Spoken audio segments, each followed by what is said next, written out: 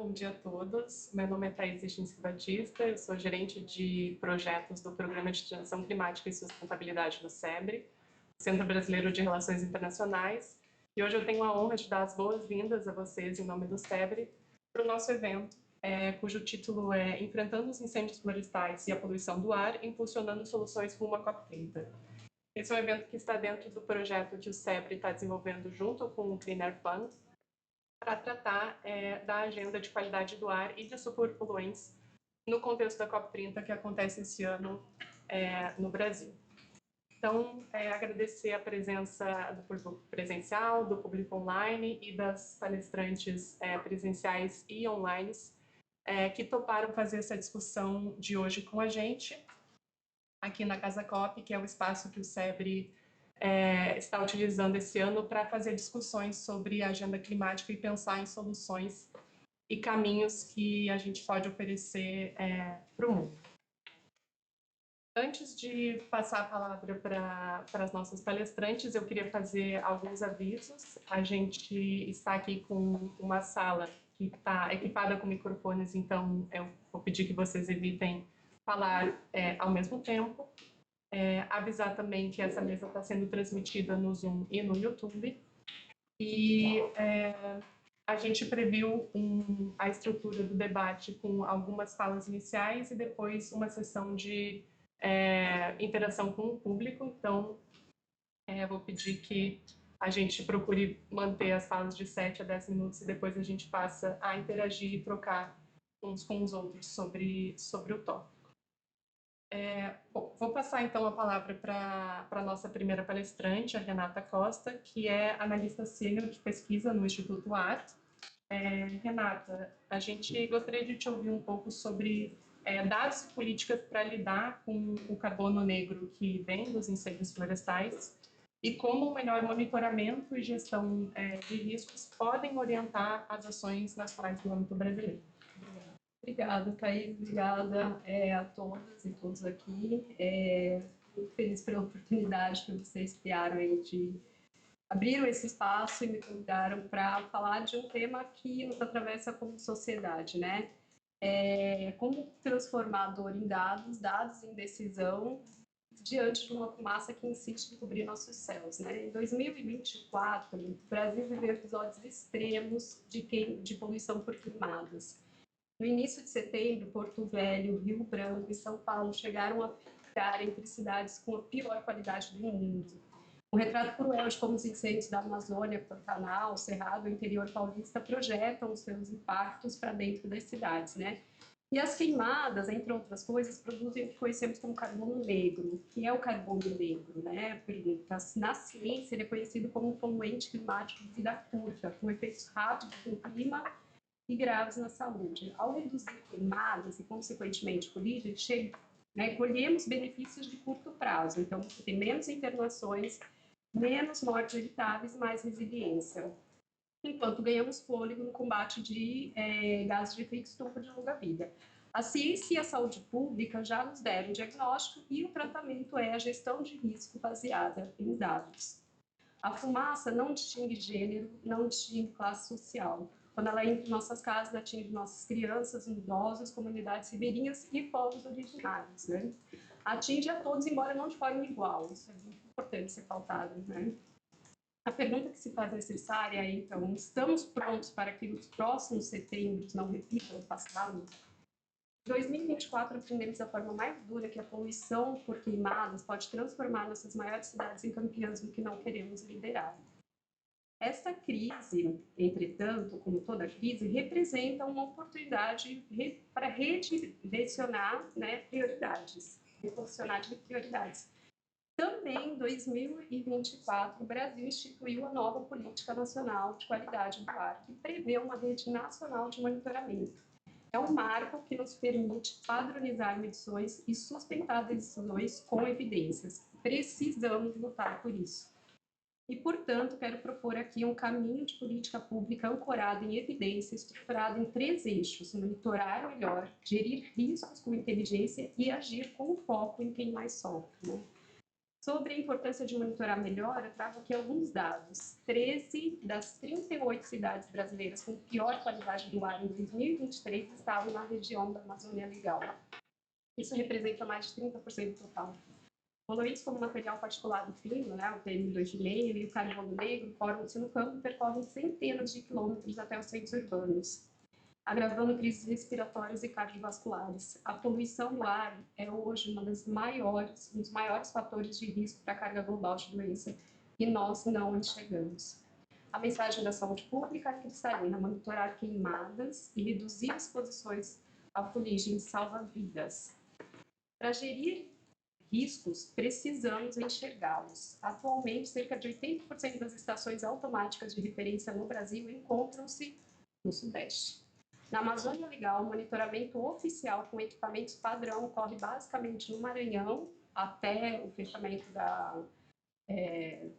do relatório, né, do Policy Brief da coalizão. 7 estavam no Maranhão, 7 estações, 3 no Pará, deixando os tomadores de decisão sem instrumentos para responder a picos de poluição.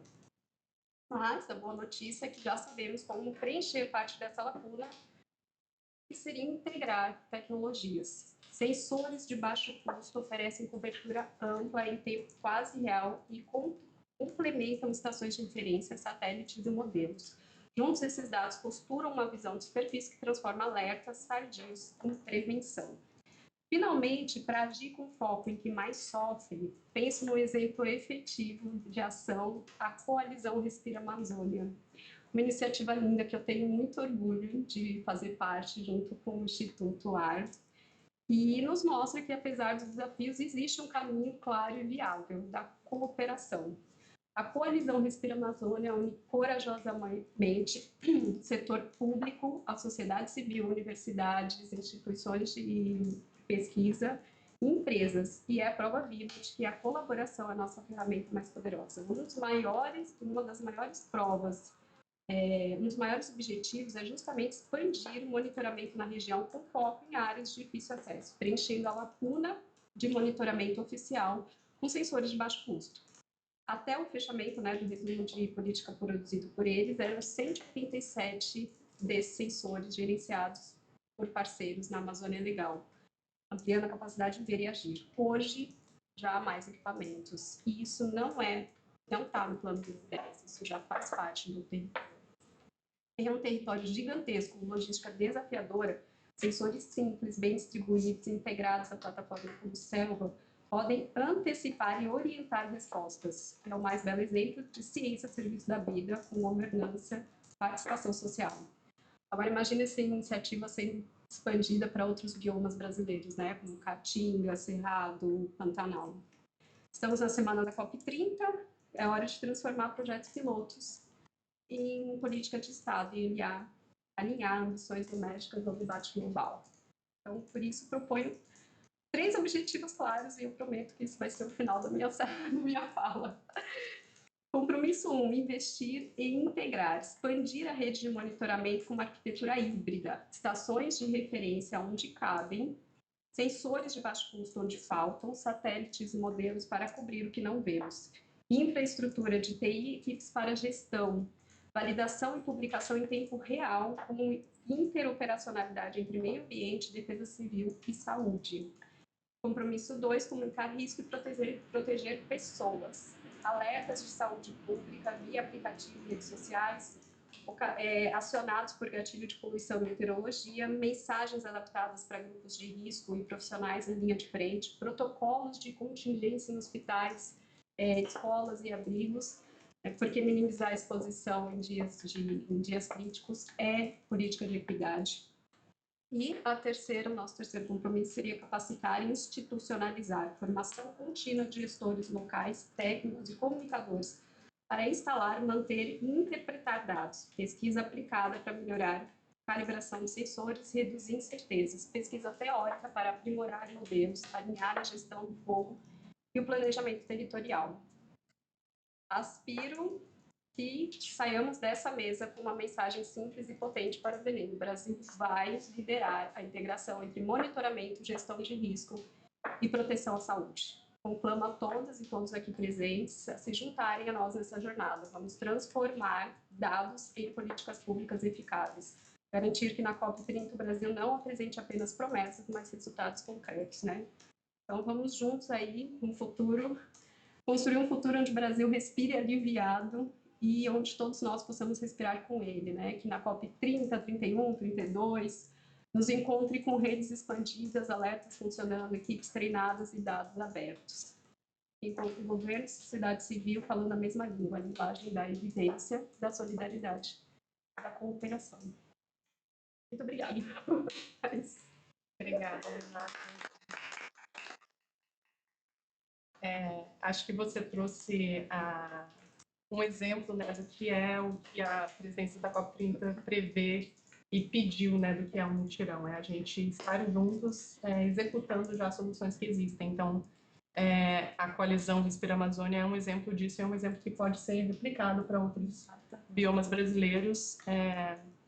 E também o uso de tecnologias, né, para a gente estar lidando com esses riscos. Os riscos existem e os dados eles precisam ser disseminados e usar a tecnologia para estar passando essa informação para as pessoas que precisam. Né? Então, isso também é super importante. Mas falando, então, sobre a questão da justiça climática, né, da justiça, dos impactos que a poluição do ar tem em toda a população, mas de forma desigual sobre as pessoas de acordo com as suas condicionalidades. Eu queria trazer para o painel a Elis Nascimento Silva, que é diretora do Departamento de Justiça Climática na Secretaria Nacional de Gestão Ambiental e Territorial Indígena, no Ministério dos Povos Indígenas. Elis, a gente queria te ouvir um pouco sobre os efeitos dos incêndios florestais e seus poluentes sobre as comunidades indígenas e como a gente pode destacar esse tema na COP30 para ter ações para reduzir esse impacto. Obrigada, seja bem-vinda. Olá, bom dia a todas, a todos. Quero agradecer aqui a oportunidade de estar nesse espaço e podendo falar sobre esse tema muito importante que a gente vem também tratando aqui no âmbito do Ministério dos Povos Indígenas, da Fundação Nacional dos Povos Indígenas, a FUNAI. E esse é o fenômeno, né, dos incêndios nas terras indígenas é algo que a gente vem monitorando. E a gente sabe que, com o passar dos anos, os incêndios florestais têm aumentado em sua intensidade, né, em frequência no mundo inteiro. E principalmente impulsionado pelas mudanças climáticas, né? Que os povos indígenas já estão também referenciando como uma crise climática, não só mudança. E a tendência é que esses incêndios aumentem, conforme aumenta também o aquecimento global. Então, a gente sabe que o Brasil é um dos países que mais deve sofrer as consequências das mudanças do clima, inclusive os incêndios, né? A gente tem visto as áreas atingidas pelos incêndios aumentar rapidamente, chegar a 50% da degradação florestal no país, impulsionando as emissões brasileiras. Então, é um fenômeno, né, que a gente está olhando com cuidado, importante, muito também vindo da demanda dos territórios, as brigadas indígenas. E um fato que é importante a gente reconhecer é que os povos indígenas, eles trazem consigo conhecimentos milenares nesse manejo do fogo nos territórios, né? Então, milhares de anos, esse acúmulo de experiências, de conhecimento que os povos indígenas trazem nessa lida com o fogo, né? E também podendo manejar os ecossistemas através de fogo, é algo que é comprovadamente, né, através de pesquisas, constatado. Porém, a gente tem também as áreas de savana e campos do bioma cerrado, né, dentre outros, que foram evoluindo durante milhões de anos com os incêndios naturais causados por raios, né, e que são manejados pelos indígenas, conforme essas estratégias complexas de manejo, né? A gente vê também que isso envolve desde o manejo ali das florestas tropicais, do cerrado, mas ambientes sensíveis ao fogo, e essa complexidade acumulada de conhecimentos dos povos indígenas vai desde as florestas, da vegetação, mas também chega até ao conhecimento astronômico, né, nessa complexidade que é o manejo do fogo. No caso de políticas públicas aqui, reconhecendo esse protagonismo importante dos povos indígenas nesse manejo do fogo, a gente tem um incentivo maior enquanto políticas públicas, né? Mais participativas, cada vez mais, principalmente a partir de 2013, com a implementação do programa de brigadas federais, né? Do IBAMA Prego Fogo e FUNAI, que inclusive esse ano vai completar 13 anos. Então, é um programa importantíssimo, porque mais da metade das brigadas hoje no país é composta por indígenas. Então, a gente tem esse expressivo protagonismo dos povos indígenas manejando seus territórios, né, no controle dos incêndios e fogo. E as terras indígenas, ao receber esse programa, também tiveram reduções significativas, né, do número de incêndios, que vão variar ali de 30% até 400%, né, em relação àquelas que não são atendidas por esse programa ainda. E os resultados, a gente pode ver que são melhores do que aqueles obtidos em países muito mais ricos e estruturados. Então, esse é um ponto assim que a gente precisa valorizar esse programa, né, e as ações que têm sido empreendidas no âmbito dele, né. O programa ele ainda não atende todas as terras indígenas, né, e aí ele precisa ser ampliado. Então, hoje a gente tem aí aproximadamente 1.300 brigadistas indígenas que atuam em cerca de 25%, né, da área total das terras indígenas brasileiras, né? Então, o que que a gente chama atenção aqui, se a gente for pensar em políticas públicas, né, também, falando aqui desse lugar do Ministério dos Povos Indígenas, a importância da gente fortalecer políticas de gestão ambiental e territorial, né, nos territórios indígenas, como principalmente a PNH, a Política Nacional de Gestão Ambiental e Territorial Indígena, que ela é instituída, né, via decreto em 2012, no governo da então presidenta Dilma, e ela foi construída pelos povos indígenas. Então, para nós, pensar essa oportunidade da COP30 é também pensar o fortalecimento da PNGAT, essa política importantíssima para os povos indígenas no Brasil. Porque a partir do momento que a gente fortalece projetos e ações nos territórios indígenas que são elaboradas, idealizadas e realizadas por eles, a gente está fortalecendo também a proteção da biodiversidade, a floresta em pé, porque são eles os responsáveis pela conservação da maior parte da biodiversidade do planeta, já comprovado também em estudos. Então, o que a gente está agora pensando na COP30 é fortalecer o financiamento, mecanismos de implementação de financiamento direto nos territórios indígenas, através do TFFF, através de fundos importantes que estão reconhecendo na prática o valor das ações que os indígenas vêm fazendo há muitos, muitos anos nos territórios. Então, para nós, né, enquanto ministério, a gente está com esse olhar especial nas nossas articulações para que seja uma oportunidade de visibilidade das ações dos povos indígenas nos territórios, segurando a floresta em pé e fazendo ações que beneficiam não só os seus territórios, os seus povos, mas o mundo inteiro. A gente sabe que povos indígenas contribuem muito para a gente conseguir financiar essas ações e projetos e o fortalecimento dessa política importante que é a PNGAT. Então é isso. Muito obrigada. Encerro aqui minha fala pontualmente. Fico à disposição. Obrigada, Elis. Acho que você trouxe pontos super relevantes quando a gente pensa em manejo do território, né? Pensar as pessoas que estão lá vivendo nesse território e a valorização que a gente precisa dar para essas ações e para que elas continuem acontecendo e a importância delas para a conservação da biodiversidade, não só nesse território, mas para todo... Isso tem impacto em todo o planeta. Então, o Tropical Forest Forever Facility, que você mencionou, realmente pode ser um legado muito importante da COP30 quando a gente pensa na valorização desses atores que estão no dia a dia mantendo a floresta em pé. Então, muito obrigada pela sua intervenção inicial. E seguindo no tópico de Amazônia, eu queria chamar a Ana Elencar para contribuir. A Ana é diretora de ciência do Instituto de Pesquisa Ambiental da Amazônia, o IPAM. E a gente queria ouvir, Anne, de você, como as organizações da sociedade civil podem fortalecer esse monitoramento e resposta a incêndios florestais e de que forma essas organizações podem promover uma maior atenção a esse tema de incêndios e florestas na COP30. Bem, obrigada, primeiramente, né? Obrigada, Thaís, pelo convite. E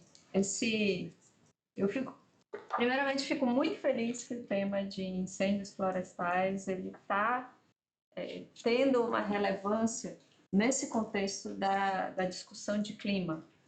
E eu digo isso porque ele é um tabu.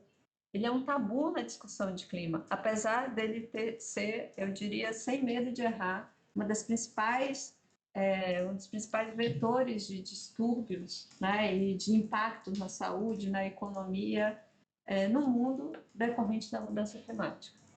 Então, é um contrassenso, mas é real. Até as últimas COPs, vocês quem participa de COP, tenta lembrar de quantos painéis sobre incêndios, sobre fogo vocês viram nas últimas COPs, né? Pouquíssimos, pouquíssimos. Em 2019, eu fiz uma conferência de imprensa falando sobre degradação florestal causada por incêndios florestais e, muito pouco, teve muito pouca amplitude de impacto, né? Porque as pessoas no âmbito da convenção, as pessoas não estavam interessadas. Não estavam interessadas porque os grandes players, que são Estados Unidos, Canadá, enfim, esses países que têm muitos incêndios, mas não se interessam por colocar isso na conta, né? Porque a conta ela está saindo do controle. Então, de fato, nós estamos vivendo uma crise, a crise do fogo descontrolado. Essa crise do fogo descontrolado, ela está permeada aí, está sendo, né, alimentada pelas mudanças climáticas, mas a boa notícia é que quem começa essa crise são os seres humanos.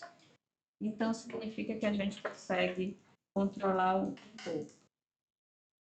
Com políticas públicas, né? Então, um pouco mais difícil controlar o clima, né? O aquecedor. A gente está tentando, mas é difícil.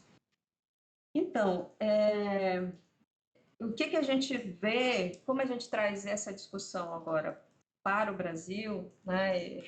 Vindo de um ano como 2024, quando a gente teve mais de 30 mil quilômetros quadrados, 30 milhões de hectares, desculpa, 30 milhões de hectares queimados no Brasil, o que foi pelo menos 12 milhões a mais do que a média, né, dos últimos anos, a gente vê que realmente o Brasil queimou em 2024. Queimou, vários biomas queimaram e isso mostrou claramente que a gente não tinha não estava preparado para isso. Não estava preparado. E o que isso nos mostrou, né? Além de que a gente não estava preparado, é que os impactos foram amplos também. A Renata trouxe muito bem, né, os dados ali dos impactos causados pela fumaça em relação à saúde, dentre outros que de perda, né, o Banco Mundial tem um relatório muito interessante sobre perdas econômicas, né, relacionadas aos incêndios florestais. Pela primeira vez na Amazônia, pelo menos do que a gente monitorou, né, através do MAP Biomas, monitorando nos últimos 40 anos, pela primeira vez na Amazônia, a classe floresta queimou mais do que qualquer outra classe, né?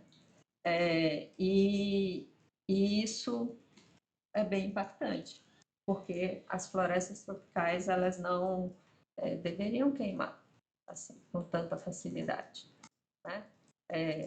Naturalmente, esse distúrbio ele deveria ocorrer a cada 100, 200, 500, 1000 anos, dependendo do tipo de floresta, que seria um distúrbio natural, né? Vamos dizer que 2024 foi o evento climático extremo do milênio, em que essas florestas que queimaram, elas só queimariam daqui a 1000 anos, que deveria ser, né, um evento natural, vamos dizer assim. Mas na realidade não foi, porque apesar do clima ter facilitado, né, essas condições para o fogo se propagar, quem acendeu o fósforo foi o ser humano. Então é nesse contexto que eu acho que é importante a gente trabalhar, né? Não só no contexto de realmente reduzir o uso do fogo, né? Aonde ele precisa ser reduzido, de controlar o uso do fogo aonde ele precisa ser usado, né?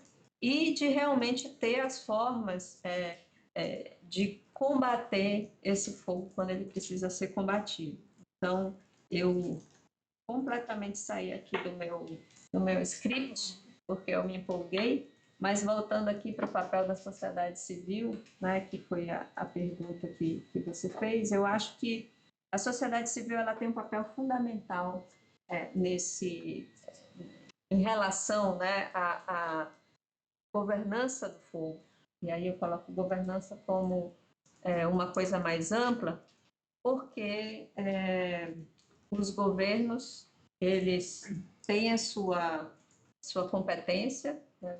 O governo federal tem sua competência, como a colega a Elis colocou, né? O IBAMA Preve Fogo, juntamente com a FUNAI, trabalhando dentro dos territórios indígenas, IBAMA Preve Fogo trabalhando em outras áreas federais, os bombeiros trabalhando em áreas do Estado, algumas áreas privadas, áreas estaduais, mas existe um vazio ainda de territórios no Brasil que ninguém se compromete, né? E esse vazio, ele é aquele vazio que está sendo minado pelos grileiros, invadido, né? E a cultura do uso do fogo, ela não vai terminar. Ela pode ser controlada. O fogo é como a gente trazer o fogo de um inimigo total para aquela ferramenta que realmente pode trazer um benefício sem causar dano. Né?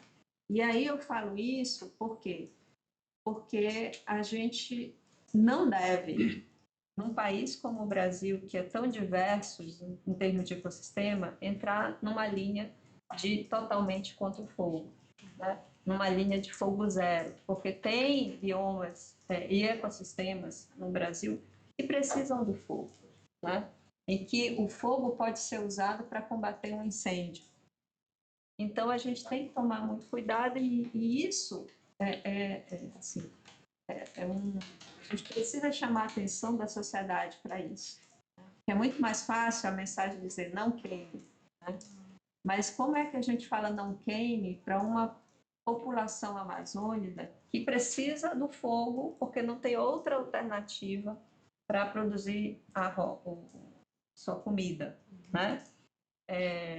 Como a gente falar não queime para os pecuaristas da Amazônia que carecem ali de algum subsídio, né, ou de algum apoio para uma pecuária sustentável, que essa sim a gente tem que trabalhar para retirar o fogo o máximo possível.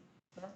Então, eu acho que, para finalizar, o papel da sociedade civil está por aí, entendeu? Fazer essa intermediação nessas frentes de prevenção, nas frentes de gestão, nas frentes de combate.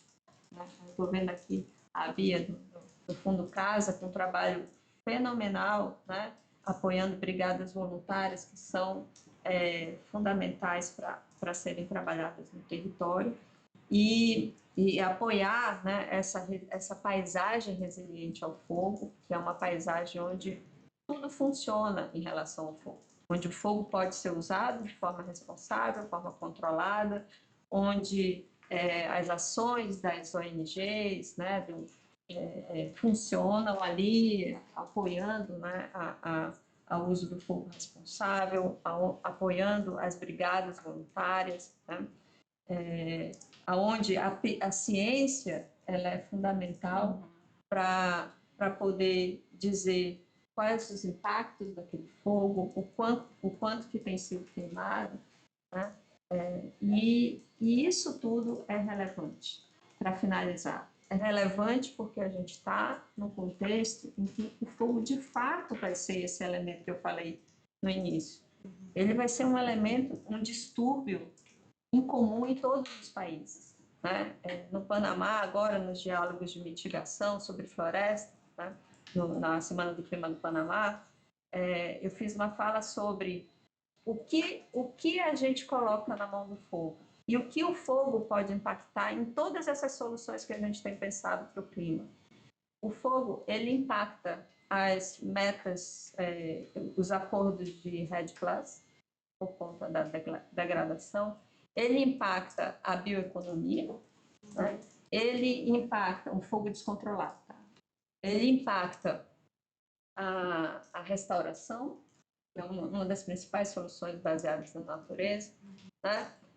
Então, ele impacta os serviços ecossistêmicos, então, os pagamentos por serviços ambientais. Então, aquilo que a gente está pensando como solução vinda da floresta é fundamentalmente impactada pelos incêndios, pelo fogo descontrolado, né? E a Amazônia ela já não está mais naquela situação de umidade total em que ela serve como barreira natural para os incêndios. Então, a gente precisa cuidar dessa floresta, a gente precisa cuidar do uso do fogo na Amazônia, a gente precisa gerir melhor o uso do fogo na Amazônia. Isso não é só na Amazônia, isso é no Brasil inteiro, isso não é só no Brasil, é na América do Sul, é no mundo, né? As pessoas os países estão tendo problemas com fogo. O próximo passo é fazer com que o fogo seja uma pauta importante na convenção, do ponto de vista da ambição dos países em relação ao fogo. Obrigada.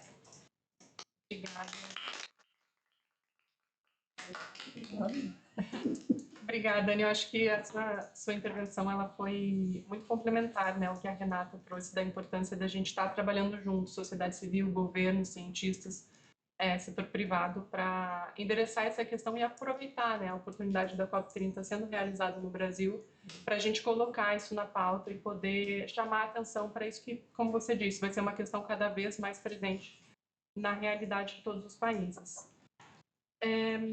Então, olhando, né, agora a gente volta para o governo, eu vou passar a palavra para Tayane Rezende Fábio, que é diretora do Departamento de Qualidade Ambiental do Ministério do Meio Ambiente e Mudança do Clima, olhando agora um pouco para as políticas públicas, né, Tayane? A gente queria te ouvir um pouco sobre a importância de incluir metas de ações para incêndios florestais no Plano Nacional de Superpoluentes do Brasil e em outras políticas públicas relacionadas a esse tema no Brasil, e também aprendizados que a gente pode ter de outros planos que foram desenvolvidos em outros países. Muito obrigada. Espero que consigam me ouvir bem. Sim. Primeiramente, estou feliz de ver uma mesa tão forte, com 4 mulheres, representando aí o governo, a sociedade civil. É muito importante, né, a gente ter esse momento. Bom, é uma honra participar desse importante evento promovido pelo SEBRE, que nos convoca a enfrentar com seriedade e urgência, né, 2 grandes desafios ambientais: os incêndios florestais e a poluição do ar. O Clean Air Fund é um super parceiro, assim como o Instituto Ar, os demais, né, que estão aqui participando. Ano passado fizemos uma parceria, né, com o Instituto Ar, com a Colisão, um seminário de qualidade do ar na Amazônia, foi muito rico, muito interessante, em conjunto com a Coalizão Respirar. Sou muito fã do trabalho de vocês, assim, com direito a ter um banner aqui, né, na minha sala, a garrafinha do Respira Amazônia. Mês passado a gente foi, eu e o Adalberto, na terra indígena Yanomami, fiz questão de levar para tirar uma fotinha ali, né, e ficar lembrando e para motivar, porque realmente esse é um tema que precisamos, né, de uma motivação para enfrentar. O Adalberto Maluf, nosso secretário, então essa semana esses dias estou aqui substituindo ele, né, nosso secretário nacional de Meio Ambiente Urbano, Recursos Hídricos, Qualidade Ambiental. Ele é o co-chair também da Coalizão Clima e Ar Limpo, da ONU. Ele não pôde estar aqui, ele até gostaria de estar aqui presente, é um tema do coração dele, né? Mas ele está no México substituindo a ministra em um evento do clima. Transmito aqui os abraços dele. Participou semana passada, né, com o SEBRE, em um evento aqui em Brasília. Então, assim, é muito bom ter essa parceria. Bom, gostaria de iniciar destacando que a poluição do ar é hoje uma das maiores ameaças ambientais à saúde humana. Segundo a OMS, claro que a Eliane vai falar com muito mais propriedade do que eu, mas enfim, segundo a OMS, cerca de 7 milhões de pessoas morrem prematuramente todos os anos devido à exposição da poluição atmosférica. No Brasil, esse problema se agrava em regiões afetadas por queimadas, que é o que está nos trazendo aqui hoje, né? Onde a concentração do material particulado do ar atinge níveis alarmantes. Gente, eu confirmo isso de uma maneira tão interessante. Quem tem agora esses carros elétricos, né? Eu estou tendo a oportunidade de ter um, ele mostra a concentração do material particulado dentro do carro, dentro do veículo e fora. E um dia passei uma queimada, pertíssimo de uma queimada, e assim, foi para 700 material particulado, o 2,5. É algo assim assustador quando você vê que o ideal ali é estar em 5, que pela OMS é em 5. A gente sabe que é muito difícil. Tanto é que nossos padrões de qualidade do ar não tem esse como o parâmetro. Mas é alarmante quando a gente tem esses níveis que a queimada nos traz. Bom, de acordo com o painel Vigiar de Poluição Atmosférica e Saúde Humana do Ministério da Saúde, que será muito bem apresentado para parceiros de todas as horas, né, doutora Eliane Gnotti, os 10 municípios com maiores médias anuais de material particulado no ar estão localizados na região norte e centro-oeste, justamente as mais afetadas por incêndios florestais, evidenciando o quê? A urgência de integrar as políticas de combate ao desmatamento, queimadas, incêndios florestais com as ações de política de saúde pública e controle da poluição atmosférica. Concordo plenamente com a fala do Instituto OAR. Precisamos mesmo movimentar a parte do monitoramento, concordo plenamente. Então, nesse contexto, o Ministério do Meio Ambiente e Mudança do Clima, ele tem atuado de forma estratégica e integrada para enfrentar esses desafios. Em 2024 foi um ano muito feliz. Eu acho que em 2024, na parte de política pública, foi um ano muito feliz. Na parte de queimadas, poluição atmosférica, foi um ano muito alarmante. Então, assim, a política pública não é assim, acabou de aprovar uma lei e aí no outro dia já temos, então, um ar melhor. Não é assim. Isso aí, política pública é algo a longo prazo e é algo que permanece. Então, assim, em 2024 alcançamos um marco histórico com a aprovação da Política Nacional de Qualidade do Ar, instituída pela Lei 14.850, que já foi aqui mencionada. E essa nova legislação estabelece um arcabouço moderno e robusto para a gestão da qualidade do ar no Brasil, com foco na redução das emissões de poluentes e na proteção da saúde da população. E com base nesse esforço, estamos coordenando a revisão do Programa Nacional de Controle da Qualidade do Ar, o PRONAR, que ele foi criado lá quando eu tinha 1 aninho de idade, né, em 89. Então, ele está precisando ser reestruturado, atualizado, e aí estamos aqui fazendo, junto com sociedade civil, Ministério Público Federal, as OEMAs, todos os que devem estar envolvidos, os Ministérios da Saúde, é claro, os demais ministérios, para atualizar e buscar aprimorar o programa, alinhando ao novo marco legal, fortalecendo a capacidade dos órgãos do CISNAMA para a gestão da qualidade do ar. E um outro avanço fundamental que eu quero trazer para vocês foi a atualização, ano passado, dos padrões nacionais de qualidade do ar, por meio da CONAMA 506, que incorpora critérios mais rigorosos alinhados à recomendação da OMS e traçam um caminho, né, para que essas ações para a redução das emissões poluentes sejam executadas. Bom, caminhando aqui já para o final da minha fala, o Brasil ele está também ampliando significativamente o número de estações de monitoramento de qualidade do ar. De 2023 a 2024, houve um aumento de 21% do número de estações em funcionamento, chegando então a 479 estações em funcionamento em todo o Brasil. Ainda que cerca de 90 dessas estações seja de caráter indicativo, e não possuem a melhor representatividade, elas auxiliam na detecção de locais, situações em condições inadequadas. E também é importante destacar uma maior concentração de estações de monitoramento nas regiões sul e sudeste do Brasil, evidenciando a necessidade de esforços para ampliação na cobertura territorial no monitoramento. E nesse sentido, o que a gente tem feito? Uma parceria que a gente está muito feliz de fazer, Ministério da Saúde, com a Fiocruz. Estamos elaborando um projeto para a instalação de equipamentos de monitoramento de qualidade do ar em estados da região norte, com o objetivo de ampliar essa base de dados, permitir ações mais eficazes de gestão da qualidade do ar na região. E desde 2021, gente, quem não conhece, por favor, sim, vá atrás, conheça e use. O MMA ele tem em operação o Sistema Nacional de Gestão da Qualidade do Ar, o Monitorar. Ele estabelece dados de monitoramento das estações geridas pelos estados e municípios e os disponibiliza em tempo real para toda a sociedade. Então, desde sua criação, houve um aumento já de 32% do número de estações conectadas, demonstrando o nosso compromisso com a transparência e uma ação coordenada. Esses avanços, gente, ocorrem em paralelo a uma importante conquista no combate aos incêndios florestais. O Brasil registrou uma queda, como foi colocado aqui também, de 65,8% nas áreas queimadas de janeiro a junho de 2025, em comparação ao mesmo período de 2024. Em números absolutos, passamos de 3,1 milhões de hectares queimados para cerca de 1 milhão. É muito ainda, mas a política pública está avançando. Esses dados, eles divulgados pelo MMA em parceria com o Laboratório de Aplicações de Satélites Ambientais, o LASA, da Universidade Federal do Rio de Janeiro, eles refletem o quê? O fortalecimento das ações de prevenção e respostas aos incêndios. O MMA ele também tem atuado conjuntamente com o Ministério da Saúde para reduzir os danos da poluição atmosférica. Uma dessas iniciativas recentes foi a apresentação ao CONAMA de uma proposta de resolução para orientar a atuação quando tem episódios críticos de poluição do ar. Gente, isso aí é importantíssimo. Ela será debatida no grupo de trabalho no CONAMA. Assim que finalizarmos o PRONAR, caminhamos para episódios críticos. Então, que é quando a gente tem assim, o que fazer, né, em situações emergenciais.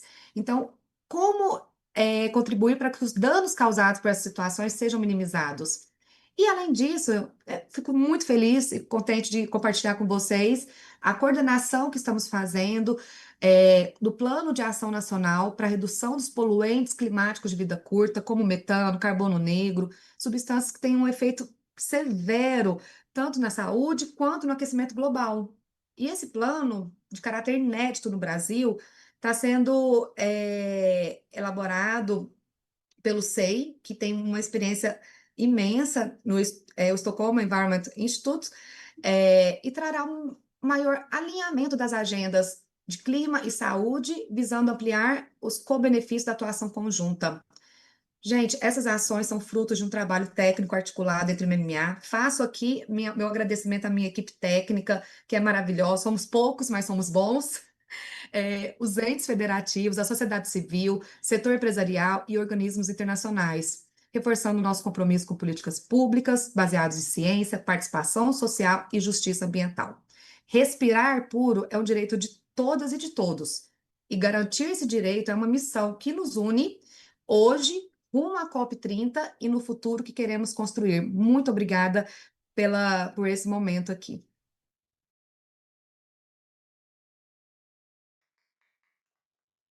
Obrigada, Tayane.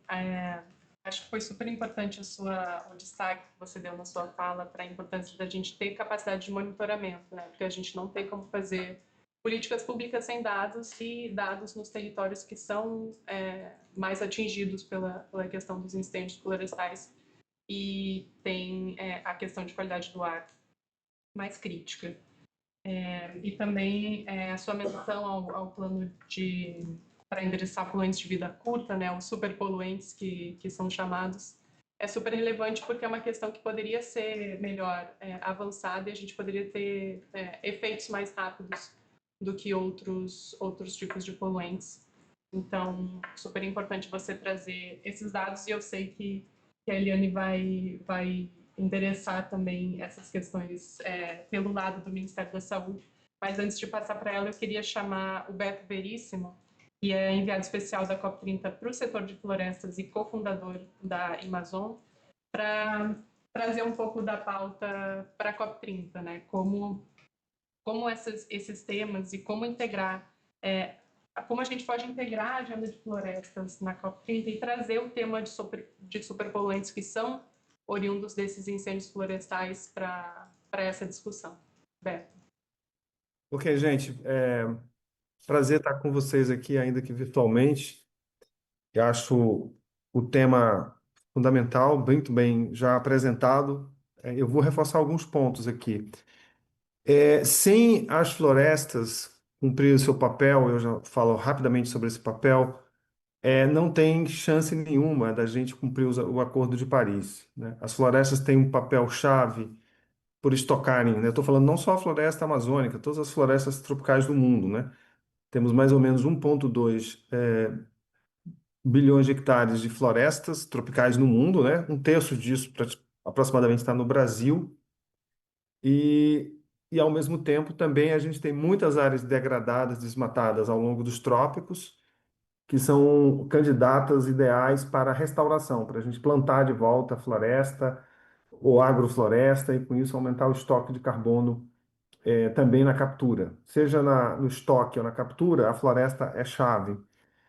Uma das grandes ameaças para as florestas realizarem esse potencial é essa era do fogo que a gente está começando a experimentar numa escala ainda, enfim, nunca vista na nossa história, né? Nossa história dos últimos 2, 3 mil anos, né? Acho que a Anne já colocou isso muito bem. Então, eu acho que para a gente, quando a gente está falando em toda essa agenda de serviços ambientais que as florestas prestam, uma das grandes ameaças hoje realmente é a presença do fogo. Essas florestas não evoluíram ao longo essas florestas tropicais têm mais de 6 milhões de anos e elas não evoluíram para lidar com fogo. O fogo é um elemento. Claro que o fogo manejado pelos povos tradicionais em agrofloresta, em condições muito específicas e muito limitadas, é possível, mas não à escala que a gente está vivendo agora. Essa escala põe, de fato, um risco existencial às florestas na sua forma hoje, também podem impedir das florestas realizarem o seu potencial de contribuir para a agenda do clima. Queria adicionar algumas coisas aqui que eu vi que eu acho que são super importantes. Eu vou começar pela agenda da pesquisa. Eu acho que é um tema chave ainda.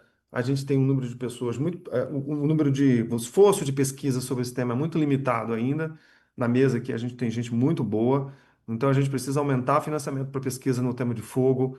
A gente precisa aumentar a produção científica nessa área. Então acho que essa é uma agenda importante para o Brasil e a COP eu acho que a gente vai mencionar isso também. O Brasil, em particular, é um país que inova muito na forma de resolver problemas complexos. Eu acho que a gente tem o SUS, que é nosso grande ativo, e foi provado ali na crise do Covid a importância do SUS.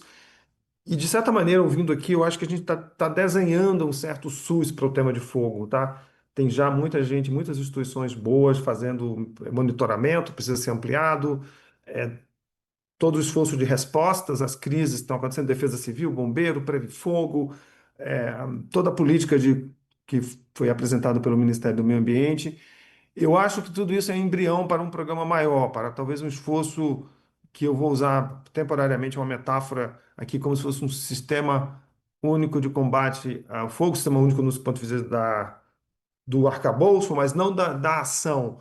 E eu vou terminar minha fala dizendo talvez dois desafios e uma pista de como acho que a gente pode enfrentar o tema. Já foi dito aqui, mas eu vou só reforçar.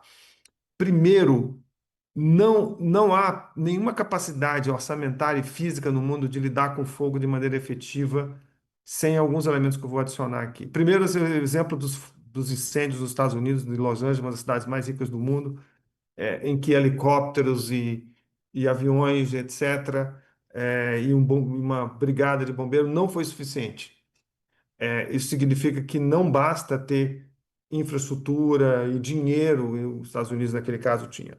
Fogo está além do limite que a gente pode imaginar do combate. Então, ele vai exigir uma resposta de capital social sem precedentes, porque, ainda que a estrutura macro, todo o aparato institucional do combate ao fogo, da prevenção, possa lembrar o elemento SUS que eu acabei de mencionar, a metáfora, uma segunda metáfora é necessária aqui, porque se trata, na verdade, de uma batalha vicinal por vicinal, propriedade por propriedade, território por território. É muito maior do que a gente já experimentou. Tem uma literatura agora saindo bastante, uma delas é uma professora Adriana Petrina, que a Anne conheceu lá em Princeton, no evento que nós tivemos aí, que ela participou, que o fogo era um pouco além do nosso horizonte de resposta.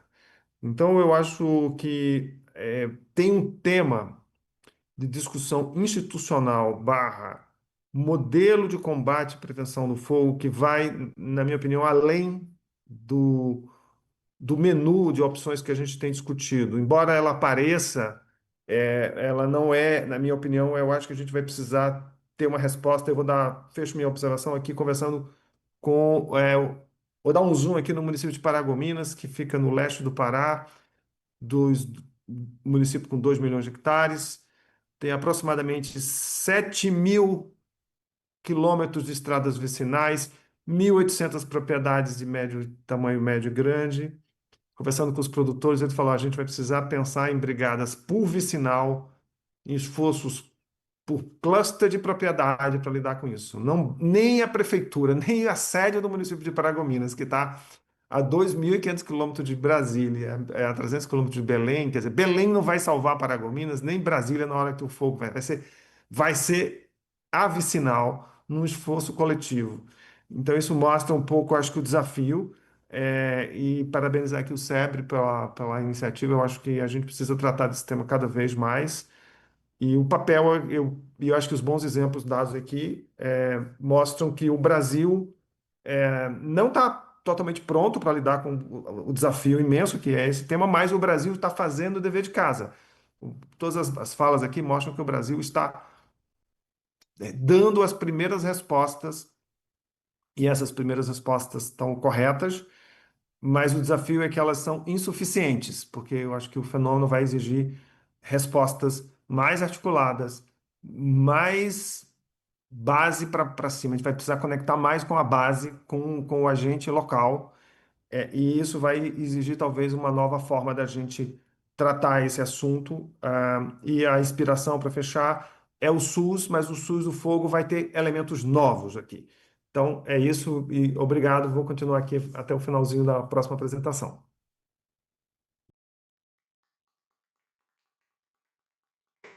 Obrigada, Beto. Acho que você fez uma provocação super interessante para a gente pensar, né, no combate a esse problema que é complexo, então exige uma solução que seja compreensiva e ampla. Acho que a sua provocação, agora passando a palavra para Eliane Binotti, que é coordenadora geral de vigilância em saúde ambiental do Ministério da Saúde do Brasil, acho que cabe, né? Como a gente poderia avançar nessa proposta que o Beto trouxe de um sistema único de combate ao fogo, né?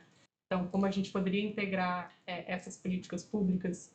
Mas, além disso, eu queria te ouvir, Eliane, sobre as consequências para a saúde da fumaça dos incêndios florestais e como essa questão está sendo integrada agora nesse ano no Brasil, tendo em vista o acontecimento da COP30 e, né, a presidência brasileira que se mantém da COP do ano que vem, como o Ministério da Saúde vem trabalhando esse tema.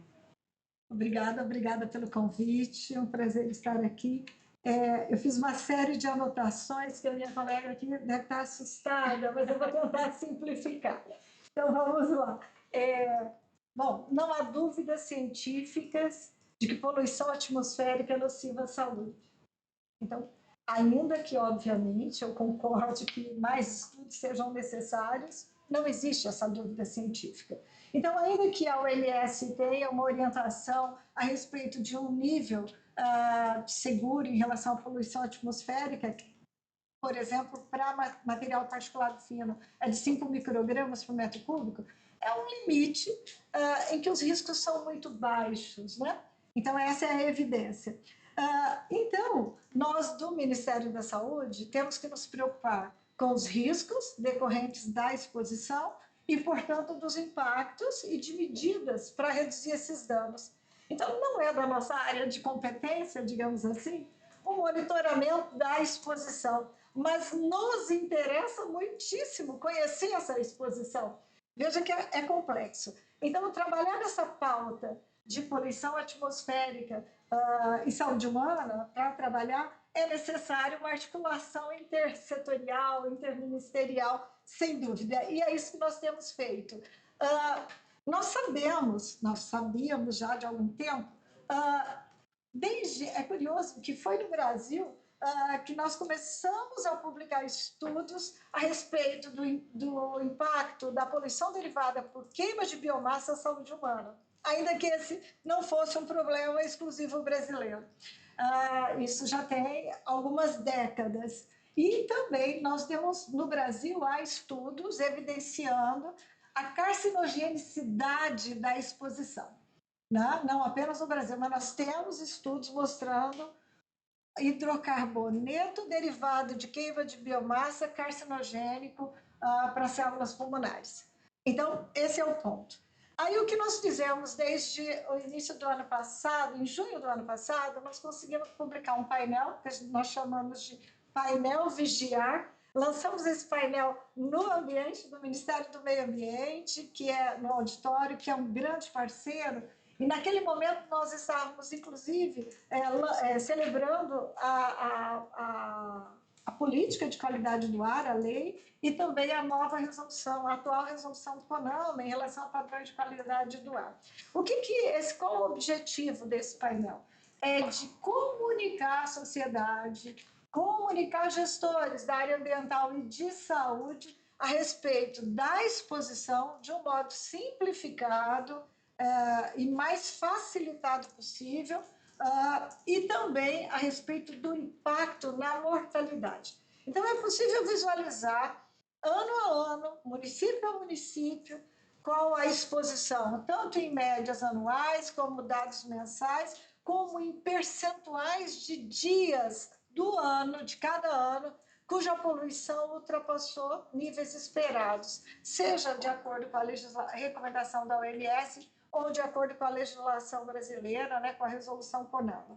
Então, a ideia é comunicar a exposição, que é uma forma de comunicar risco, e também comunicar os impactos, e apresentamos a mortalidade, município a município, exceto os municípios de pequeno porte, que aí as estimativas não ficam muito robustas, né? Tem muita incerteza. Então, nós já sabemos que, em média, nesse último triênio, nós já estamos com os dados de 2024 incluídos nesse painel. Os dados da exposição vêm de onde? De modelagem. Então, nós temos dados, nós temos muitos dados, tanto de exposição quanto de impacto. Temos que aprimorar para algumas circunstâncias, mas nós temos dados para comunicar, sim, o problema, né? E nós usamos dados do CAMS neste painel, mas há outros modelos que possibilitam esse entendimento, e nós já sabemos que são, em média, 95 mil mortes ano no Brasil só pela exposição a material particulado fino, dos quais quase 40 mil mortes são por problemas cardiovasculares. Isso é importante, porque, de um modo geral, nós pensamos apenas em problemas respiratórios.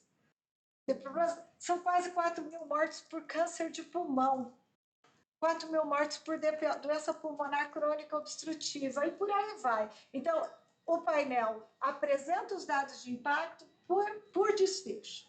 Muito bem.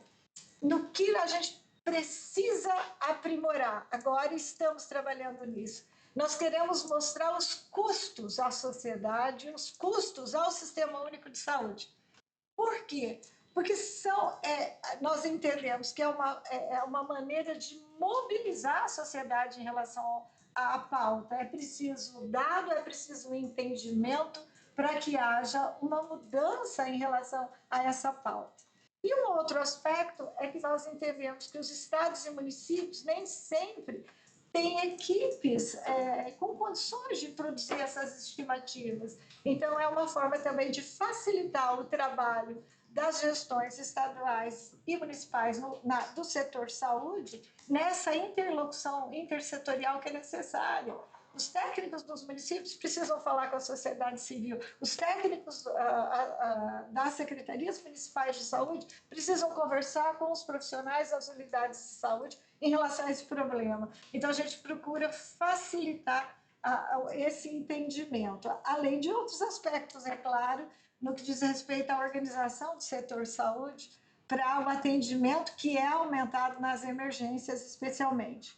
Bom, também ligado a essa pauta de queima de biomassa, para além dos incêndios florestais, é importante discutir que o Brasil tem muita biomassa em todos os biomas, e isso está ligado à cocção por combustível sólido. Quer dizer, a gente quase nem pensa nisso no Brasil, porque a poluição indoor, intradomiciliar, ela é um problema muito mais grave em alguns países asiáticos, algumas áreas andinas, mas no Brasil, sim, a gente usa lenha e carvão, a população brasileira ainda usa lenha e carvão, numa proporção de aproximadamente 5%, mas isso representa 11 milhões de habitantes, e uma estimativa de 10 mil óbitos ano em decorrência da poluição intradomiciliar por corrupção. Isso também é importante. No dia 2 agora, nós vamos lançar uma aba do painel Vigiar dedicada à poluição intradomiciliar, que também tem relação com o aquecimento de domicílios, no sul do Brasil, especialmente. Bom, em relação ainda à questão dos incêndios florestais, nos preocupa também a saúde daqueles que combatem os incêndios florestais, né? A saúde de bombeiros, brigadistas e de voluntários.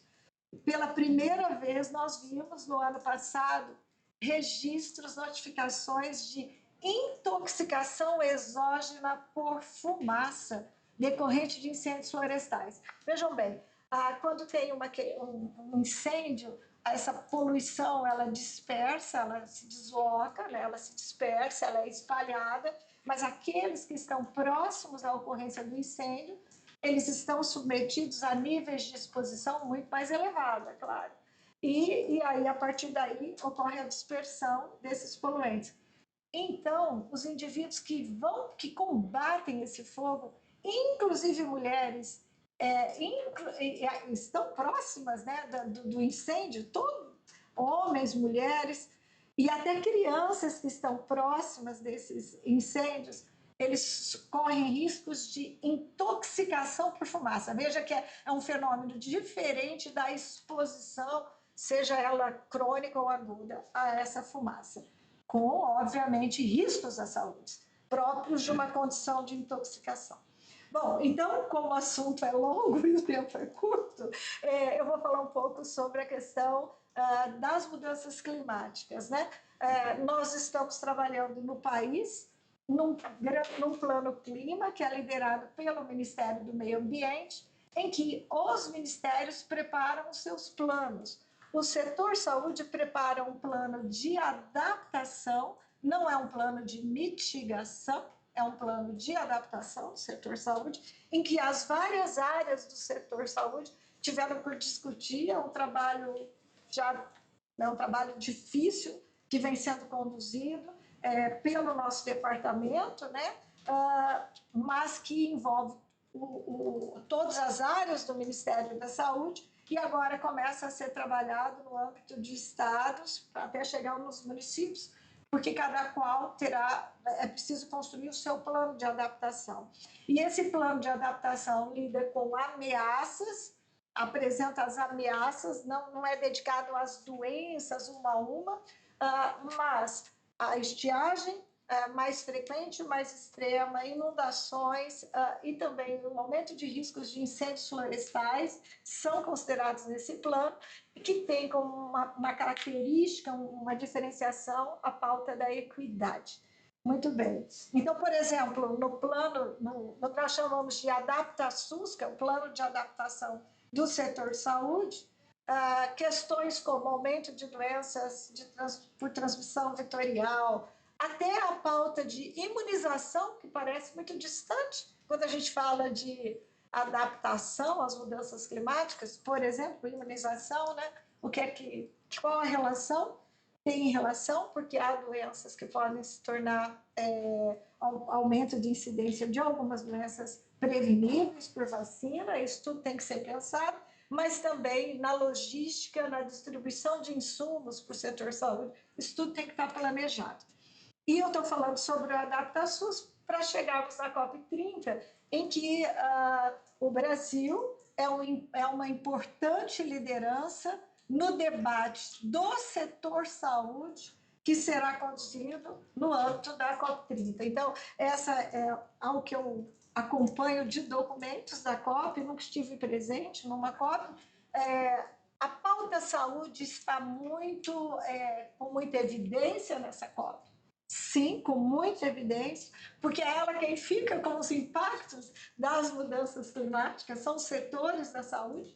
Então, nós fizemos no Brasil agora há um mês uma conferência de clima e saúde preparatória para o debate da saúde no âmbito da COP, em que está sendo preparado um plano de ação de Belém, que é o plano de ação, que é como se fosse o plano de adaptação dos setores de saúde do mundo, considerando-se que cada país tem o seu sistema de saúde. Então, ele é um documento que deverá atender ou ser apropriado para seja qual for o sistema de saúde daqueles países.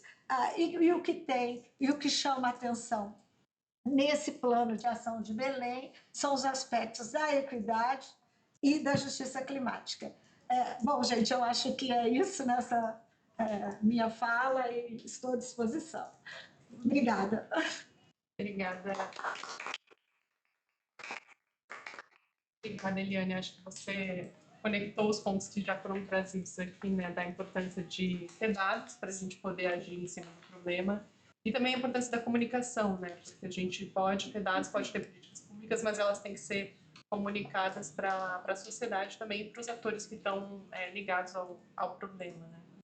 E também ligando a COP30, né, uma das prioridades da presidência brasileira parece ser a questão de adaptação, dado que os efeitos das mudanças climáticas não vão ser 2030, 2050, eles estão sendo agora. Então, é super importante o seu depoimento sobre o adaptativo e sobre o Belém Health Action Plan. Mas voltando então para o ambiente internacional, né, o nosso último palestrante é o Emanuel Montenegro Batista Lins, que é diplomata na divisão de biodiversidade do Ministério das Relações Exteriores do Brasil. Emanuel, a gente queria ouvir um pouco da sua experiência e do que o MRE tem para trazer nessa pauta, em específico sobre como a gente pode destacar a questão dos incêndios florestais e seus efeitos na poluição do ar dentro da pauta de florestas na COP30. Então, bem-vindo, obrigado. Muito obrigado a todas e a todos. Primeiramente, gostaria de agradecer a oportunidade, né, de estar aqui, agradecer ao SEBRE, o Clean Air Fund, para falar sobre esse tema super importante e ocupa hoje o centro das preocupações ambientais, sociais, sanitárias, climáticas também, que é a questão dos incêndios florestais. A gente já escutou muito hoje sobre a dimensão do problema, então, os últimos 2 anos, né, 23 e 24, foram históricos nesse sentido. E as consequências foram sentidas e continuam a ser sentidas nos nossos ecossistemas e nas nossas vidas também, né? Então, além o que eu queria apresentar para vocês aqui hoje, em decorrência de tudo que tem acontecido e da oportunidade que a COP representa para um país como o Brasil, é o que nós estamos pensando em fazer no âmbito do MRE, né? Claro, em coordenação com os demais ministérios, né? Primeiramente, para lidar com esse tema, o primeiro desafio foi de identificar qual seria a estratégia correta, né? Ao analisar a experiência brasileira, nós vimos que nós temos avanços domésticos importantes, né? Como o Beto Veríssimo, a Anne, foi muito falado aqui que nós temos, apesar dos problemas e da dificuldade de lidar com os incêndios descontrolados, nós temos desenvolvido internamente uma série de mecanismos importantes. E, por exemplo, a aprovação no ano passado do Plano Nacional de Manejo Integrado do Fogo é um deles. Então, ao fazer essa pesquisa, vimos que o Brasil está bem posicionado internacionalmente nessa área, porque nós já temos, dentro do nosso ordenamento interno, uma política bem construída para lidar com o problema dos incêndios florestais, né? E ao falar com todos os interlocutores durante esse ano na preparação para a COP, a gente vê como é um problema que tem atingido o sul e o norte global. Ninguém tem conseguido lidar com esse problema da forma satisfatória, né? O que nos leva a propor uma mudança de fato de paradigma, de pensar sobre isso de uma forma diferente, né? Então, nós identificamos dessa forma o manejo integrado do fogo, né? Por quê? Primeiramente, porque nós já temos alguns avanços, nós já temos um plano nacional, um comitê nacional, Comissão Nacional de Manejo Integrado do Fogo, eh, em que nós identificamos que nós temos que mudar essa resposta, né? Predominantemente, historicamente, focada na supressão reativa, né? Então, apesar de enviar brigadas, em aviões, helicópteros, equipamentos, né? Muitas vezes quando o fogo já está fora de controle, tudo isso é muito importante, mas tem se mostrado uma estratégia, além de cara, ineficiente e insuficiente. Então, o que a ciência, o que a experiência inclusive das comunidades que lidam diretamente com o fogo tem mostrado, é que é importante ir além e pensar em prevenção, pensar em preparação, pensar também em restauração desses ecossistemas e dessas vidas, né, após o incêndio, sempre também tendo em conta a importância do uso ecológico e cultural do fogo por essas comunidades e nesses biomas que já utilizam o fogo historicamente, como bem falou a Elissa, né, MPI. Dito isso, e isso basicamente, esses pilares que eu acabei de falar, são os pilares do manejo integrado do fogo, que é o que a gente quer avançar, que a gente quer levar para a COP, né, em alto nível, né? Nosso Plano Nacional, por exemplo, olhando de novo para o Brasil, ele estabelece instrumentos de governança integrada, promove cooperação federativa entre a União, os estados e os municípios. Ele reconhece ecossistemas como, por exemplo, o bioma do Cerrado, que foram moldados pelo fogo. É, a importância também do equilíbrio, de restaurar esse equilíbrio e que o fogo controlado pode ser parte dessa solução, como bem falou a Anne. Ele valoriza sempre o conhecimento indígena e comunitário. Então, assim, todos esses avanços domésticos, eles dão ao Brasil a legitimidade de propor em nível internacional uma iniciativa que espelhe essa visão, né? Então, identificada essa estratégia do manejo integrado do fogo, nós fomos buscar parceiros. A ideia desde o início, dentro do que tanto a Secretaria de Clima, Energia e Meio Ambiente do Ministério das Relações Exteriores, quanto a presidência da COP, a ideia era sempre de não reinventar a roda, de fato, de buscar iniciativas bem-sucedidas, que têm demonstrado bons resultados, né? E dentro disso, nós identificamos o Global Fire Management Hub da FAO, em que o Brasil, inclusive, já é membro do comitê diretor desde a sua concepção. É uma iniciativa relativamente nova, do final de 2023, é, e tem sido um grande parceiro nosso nesse processo de montar, de trazer a questão dos incêndios florestais para a COP, em alto nível, né? Tanto da forma como ele se estrutura, o próprio Fire Hub dentro da FAO e com todas as redes regionais parceiras que também funcionam em coordenação com eles, né? E nós identificamos então que isso está muito dentro do que queremos fazer para a COP, a ideia do mutirão global realmente, né? De juntar forças com mecanismos existentes, de juntar forças com iniciativas bem-sucedidas e de trazer esse assunto, né? A Anne estava falando muito bem que dentro do regime de clima esse assunto não era muito bem tratado, apesar dos grandes impactos que ele tem, né?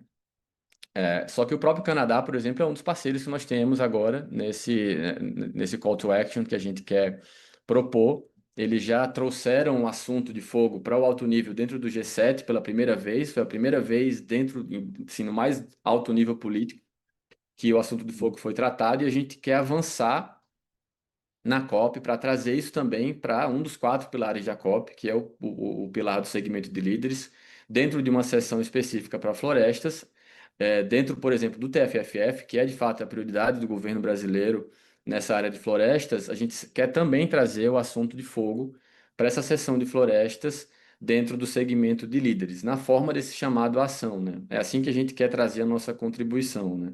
É um chamado à ação de caráter voluntário, né?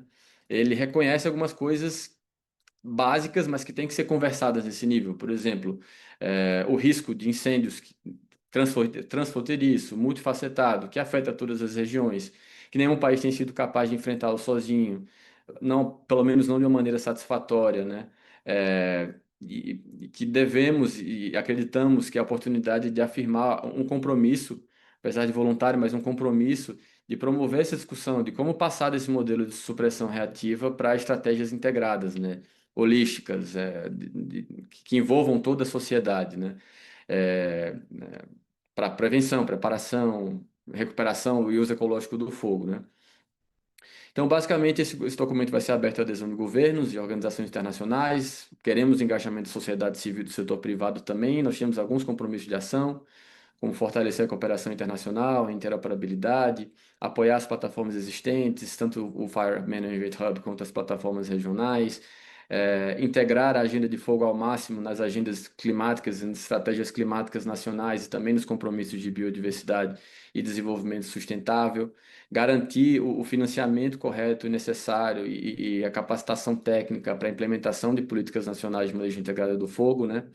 E a ideia também é um pouco que isso funcione como uma espécie de guarda-chuva para que o tema seja discutido, não apenas no segmento de líderes, como também nos outros pilares da COP. A gente sabe que na negociação não vai ter tanto espaço, porque está toda mandatada. Talvez entre alguma coisa também do Mitigation Work Program, que a Anne bem falou, que, né, na última reunião do MWP, na Climate Week do Panamá, o tema de fogo veio com muita força e um documento vai ser apresentado na COP sobre os resultados daquelas conversas no Panamá, mas principalmente na agenda de ação e no segmento de líderes, a gente acredita que nesse ano vai ser diferente, assim, eu acho que tem várias oportunidades para se tratar o tema de fogo, além desse documento, desse call to action que eu estou apresentando. Então, a ideia é que essas iniciativas estejam coordenadas, mas, por exemplo, dentro do eixo 2, que é o eixo de florestas, oceano e biodiversidade da agenda de ação, é o eixo temático, vai ter espaço, são acho que 63 slots de espaço para eventos e discussões dentro do pavilhão temático da COP, durante a COP, né, de 10 a 21 de novembro. Os dias específicos de florestas são 17 e 18 de novembro. Então, muito provavelmente nós vamos lidar com isso e vamos trazer esse assunto para dentro da agenda de ação.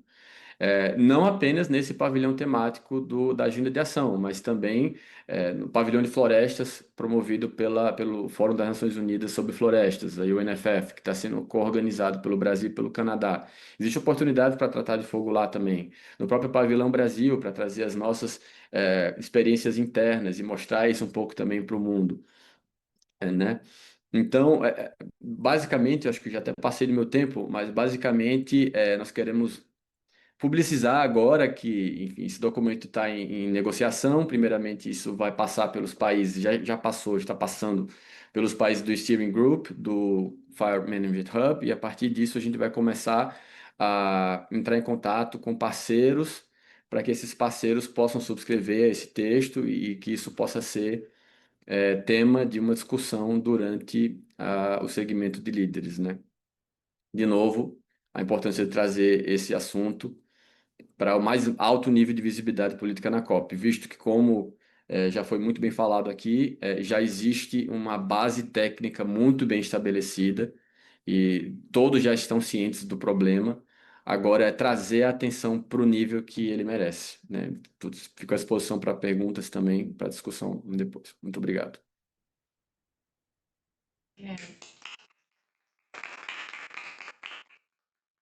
Obrigada, Emanuel. Acho que a sua fala reflete um pouco da discussão que a gente vinha tendo aqui e dos pontos que foram levantados, né, em âmbito doméstico, como isso está sendo traduzido para a política externa brasileira, né? Como isso está sendo colocado como uma pauta importante que deve se chegar no nível dos líderes e ser tratada com a devida importância que ela merece. Então, muito obrigada por compartilhar com a gente um pouco do que o MRE tem colocado esse ano de COP30 nessa pauta.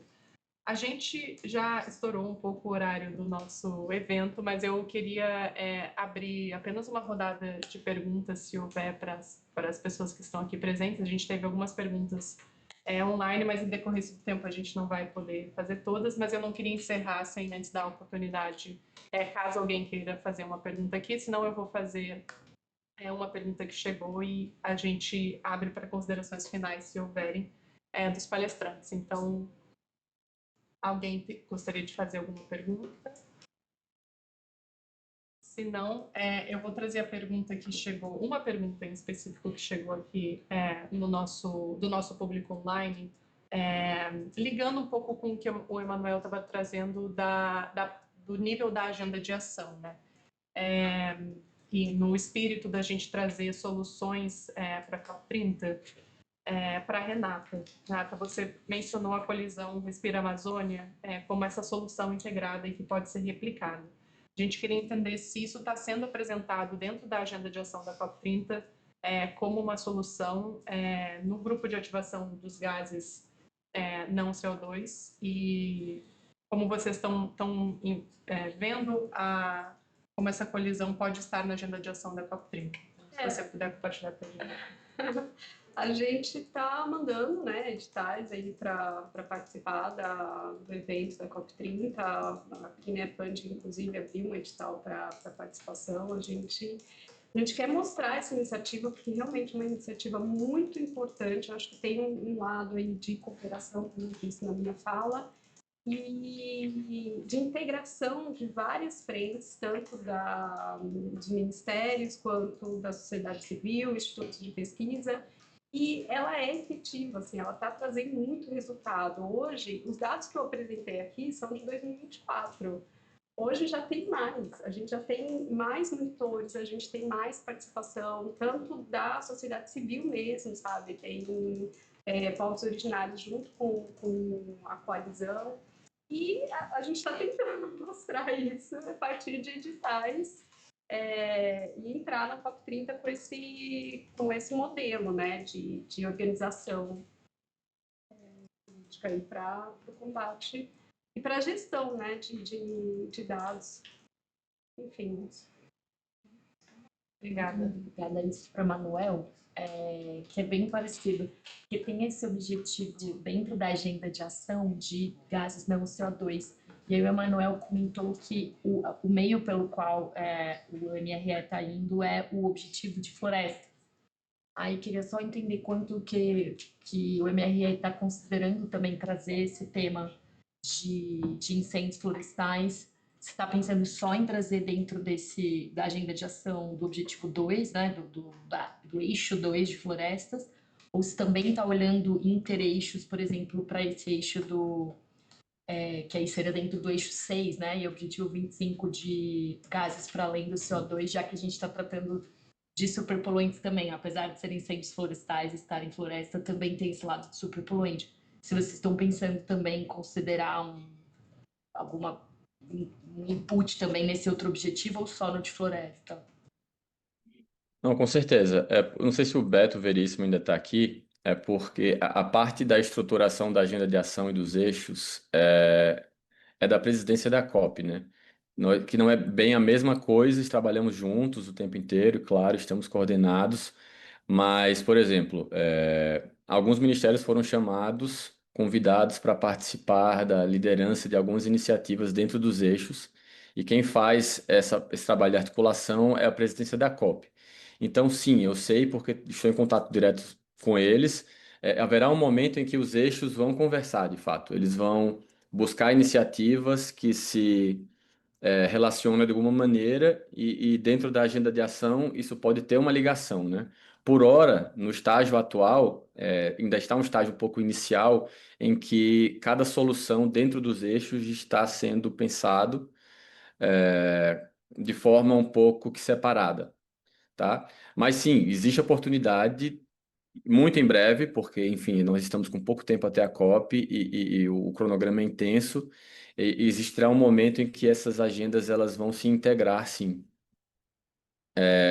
Já falando apenas pelo MRE e no segmento de líderes, que é o que eu estava falando, esse chamado à ação específico, ele é focado nos incêndios florestais, ele é focado no manejo integrado do fogo.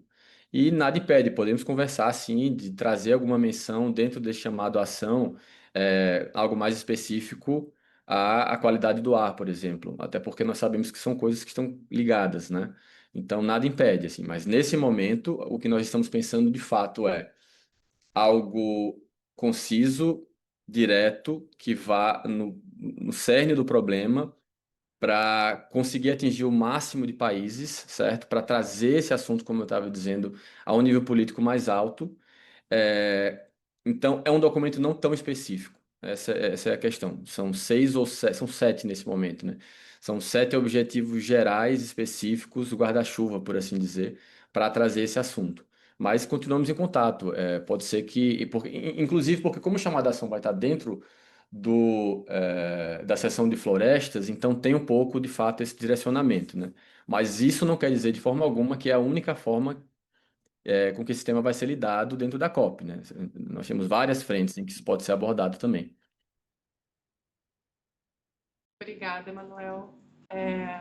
Bom, vou encerrar o nosso evento agora, ainda que eu acho que tenha muitas coisas que a gente pode ainda conversar e, enfim, deixo sempre também de portas abertas para a gente continuar avançando nessa pauta, né? É um problema, como foi falado aqui, que precisa cada vez mais da atenção e que a gente tem uma oportunidade agora nesse ano de estar chamando, né, a atenção para isso e para soluções que já existem, que podem ser ampliadas e ter efeitos diretos na saúde, na economia.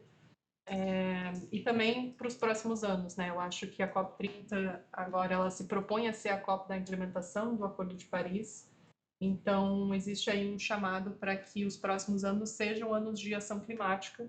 E nesse sentido, a pauta de incêndios florestais e de poluição do ar é uma pauta que a gente pode aproveitar e deve aproveitar e agir de forma integrada, como foi trazido aqui, né? Com a importância da ciência trazendo dados, com a importância de políticas públicas para fazer o monitoramento e a gestão e o endereçamento dos riscos que estão colocados por esse problema, e da importância também da gente estar comunicando sobre isso e fazendo essas mensagens chegarem cada vez mais à população, aos tomadores de decisão, aos investidores. Então, queria finalizar agradecendo a presença das nossas palestrantes aqui, os palestrantes que estiveram online, do público, e é isso. Obrigada.